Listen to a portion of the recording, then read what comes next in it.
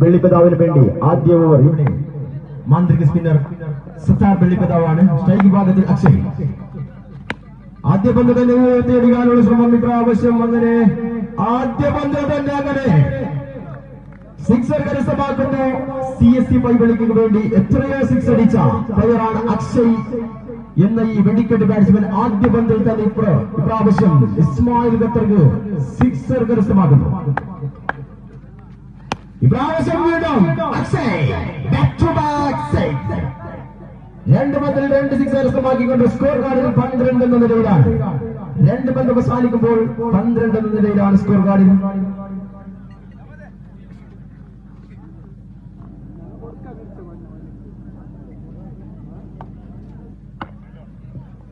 Hat trick six അടിക്കുകയാണെങ്കിൽ ഇവിടെ 500 രൂപ sponsor ചെയ്യുന്നു.